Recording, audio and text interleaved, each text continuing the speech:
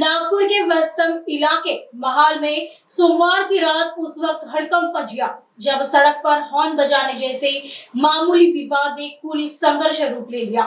यह पूरी घटना इंद्रायणी साड़ी स्टोर के पास की है, जहां दो गुटों के बीच जमकर लात घुसे और मारपीट हुई। इस हिंसक झड़प में ऋषभ सिंह और पंकज सिंह नामक दो युवक गंभीर रूप से घायल हो गए हैं। बताया जा रहा है कि विवाद की शुरुआत वाहन का हॉर्न बजाने को लेकर हुई थी। कहा सुनी इतनी बड़ी कि दोनों पक्षों ने अपने अपने साथियों को मौके पर बुला लिया। देखते ही देखते सड़क जंग का मैदान बन गई। प्रत्यक्षदर्शियों के मुताबिक जुगनू नाम के एक युवक और उसके साथियों ने दूसरे पक्ष पर हमला कर दिया। घटना की गंभीरता को देखते हुए पुलिस विभाग ने तुरंत एक्शन लिया। फिलहाल इलाके में तनाव को देखते हुए पुलिस की भारी तैनाती कर दी गई है। आगे की जांच कोतवाली पुलिस कर रही है।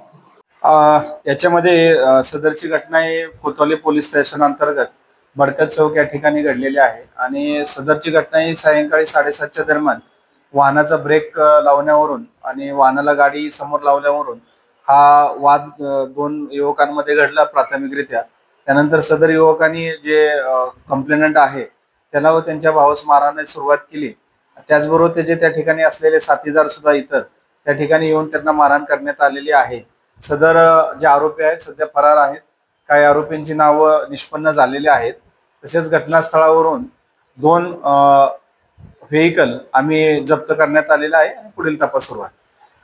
कशाचा हा वाद होता यांचा, या वादाचं आणखी काय समोर आलेलं काय नाही, याच्यामध्ये वाद हे जी गाडी त्या ठिकाणी ब्रेक दाबल्यानंतर मागची गाडी ज्यावेळेस येऊन टच झाली त्यावेळेस जो चालक आहे चालकांनी संबंधिताला हॉर्न वाजवून इशारा केला आणि इशारा केल्यानंतर त्या ठिकाणी एकमेकात शिवीगाळ झाली आणि त्या ठिकाणी नंतर ते वाद वाढत मारहाणीत वाद वाढत गेला।